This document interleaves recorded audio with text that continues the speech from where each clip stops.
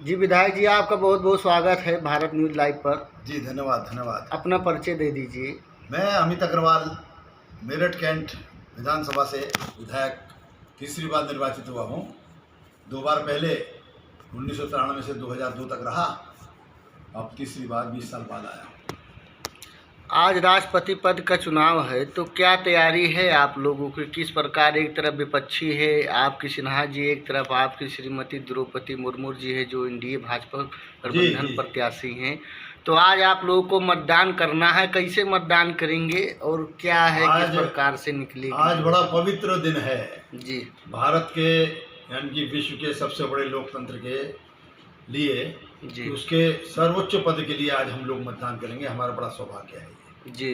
और निश्चित रूप से एनडीए के उम्मीदवार जी जो भारतीय जनता पार्टी की कार्यकर्ता हैं जी, और एक बहुत गरीब परिवार, एक बहुत पिछड़ा परिवार, जी यानी कि पंडित दीनदयाल जी जो कहते थे जी, विकास की, जीवन यापन की लंबी कतार में जो सबसे अंतिम पायदान पर व्यक्ति खड़ा है उसकी चिंता कीजिए। जी। तो आज भारतीय जनता पार्टी के नेतृत्व ने, जी। केंद्रीय नेतृत्व ने इनका चयन करके जी। एक बहुत बड़ा जो पार्टी का सिद्धांत है पंडित दीनदयाल जी द्वारा प्रतिपादित, जी, उसकी पूर्ति की है। और ऐसी महिला जो 2 बार राज्यपाल भी रह चुकी हैं, जी, उनको इस सर्वोच्च पद के लिए चुना है। बहुत ही सटीक चुनाव उन्होंने किया है। जी, निश्चित रूप से विजय में तो कोई शंका है ही नहीं। जी, देखना तो ये है कि विपक्ष के उम्मीदवार को कितना वोट पड़ता है। जी, विपक्ष एकजुट न रह सका। जी। वैसे भी ये कोई राजनीतिक मुद्दा नहीं है। विपक्ष कह रहा है कि अगर हम राष्ट्रपति बने तो सीए एनआरसी खत्म कर देंगे।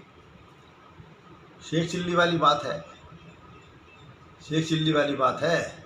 वो कहते हैं ना, उसके सपने देखने वाली बात है। और बिल्ली को जो है नींद में भी छीछड़े नजर आते हैं। अभी शिवपाल सिंह यादव जी ने भी जो है श्रीमती द्रौपदी मुर्मू जी का समर्थन किया है। समाजवादी पार्टी के ओम प्रकाश राजभर ने पार्टी छोड़ के जो है उनका समर्थन किया है। समाजवादी पार्टी नहीं है, ओम प्रकाश राजभर जी की अपनी पार्टी है। वो थोड़ा सा भटक गए थे, कुछ गलतफहमियां उनके दिमाग में हो गई थी हमारे साथ, समझ नहीं पाए थे। अब उन्होंने देख लिया कि भाई गरीबों की तो चिंता यही करते हैं जी, और पिछड़ों की चिंता तो यही करते हैं, आदिवासी की चिंता तो भाजपा ही करती है। उनकी समझ में आ गई, यही उनकी लड़ाई है जी। इसीलिए वो कहते थे, उनको लगता था कि हमने कुछ कम प्रतिनिधित्व दे रखा है पिछड़े लोगों को, अनुसूचित जाति को और जनजाति को। लेकिन उन्होंने देखा कि राष्ट्रपति पद का उम्मीदवार ही हमने, हमारा जो है उपराष्ट्रपति पद का उम्मीदवार भी हमारा पिछड़ी वर्ग का है जी। तो उनकी गलतफहमी दूर हो गई। अब वो भारतीय जनता पार्टी के साथ हैं। और तो और शिवसेना जो रास्ता भटक गई थी जी, वो भी आज भारतीय जनता पार्टी के साथ खड़ी है जी, इस चुनाव के अंदर जी। और आगे भी शिवसेना, मैं समझता हूँ कि भारतीय जनता पार्टी के साथ खड़ी होगी। अभी उत्तर प्रदेश सरकार ने हाल ही में बुंदेलखंड एक्सप्रेस का उद्घाटन किया है, जो आगरा हाईवे एक्सप्रेस वे के मुकाबले में है। इस पर आप क्या कहेंगे? मुकाबले में नहीं है, उसकी पूर्ति कर रहा है, उसको और आगे बढ़ा रहा है। जी, अभी मैंने देखा, मैं आया उसी हाईवे से, आगरा लखनऊ एक्सप्रेसवे से, उसी से लिंक किया है जी, और वो चित्रकूट धाम का दर्शन बहुत नज़दीक हो जाएगा हम लोगों के लिए। और चित्रकूट से प्रयागराज निकलते हुए हम फिर जो है ये सर्किट पूरा हो जाएगा और यहीं से पूर्वांचल एक्सप्रेस जुड़ा है। यहीं से मतलब अब तो सड़कों का जाल बिछ गया, हाईवे का, सड़कों का नहीं, हाईवे एक्सप्रेसवे का। जी, और गंगा एक्सप्रेसवे बनने वाला है। तो लखनऊ की दूरी मेरठ से मात्र 3.5 घंटा रह जाएगी। जी, एक ओवरनाइट जर्नी करने के बाद लखनऊ मिल से, या हम उससे आते थे नौचंदी एक्सप्रेस से आते हैं, अब हमको जो है 3.5 घंटा चलेंगे, पलक झपकते ही लखनऊ आ जाएंगे जी, और 5.5 घंटा में हम प्रयागराज पहुंच जाएंगे। जी। तो इतना सपना पूरा करा माननीय योगी जी ने, माननीय मोदी जी ने और माननीय गडकरी जी ने हमारे सपनों को पूरा किया है।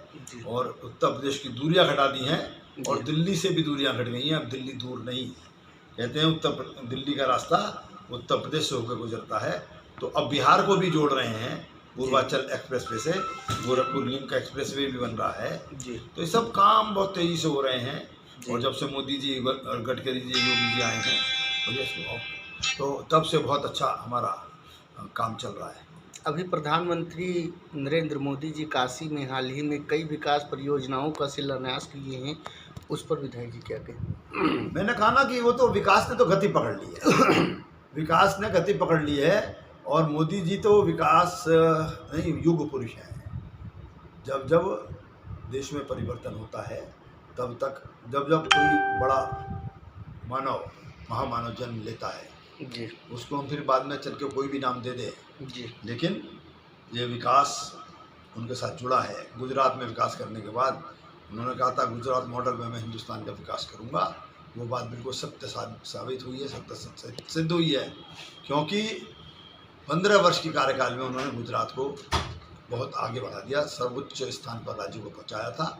अब उसी प्रकार विश्व में भारत को सर्वोच्च स्थान पर वो पहुंचा रहे हैं। भारत जो है अब विश्व गुरु बनने जा रहा है, विश्व गुरु की ओर बढ़ गया है। तो ऐसे में मैं मोदी जी का भी और योगी जी का भी बहुत बहुत स्वागत अभिनंदन करता हूँ, बधाई देता हूँ। योगी जी कहते हैं उत्तर प्रदेश को उत्तम प्रदेश बनाएंगे। उत्तम प्रदेश बना दिया, उत्तम प्रदेश बन गया।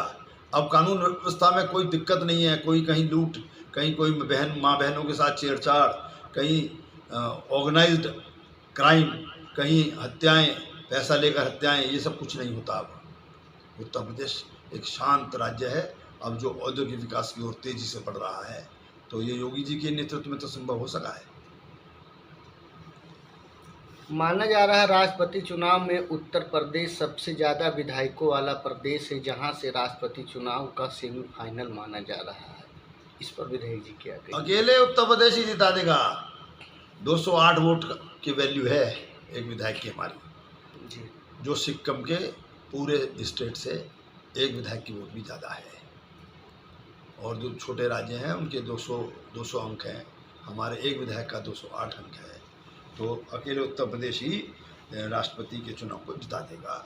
लेकिन ये तो राष्ट्रीय पर्व है, सबका योगदान, सबका मतदान, पूरे प्रदेशों का, सभी राज्यों का, यूनियन टेरिटरी का इसके अंदर आवश्यक है।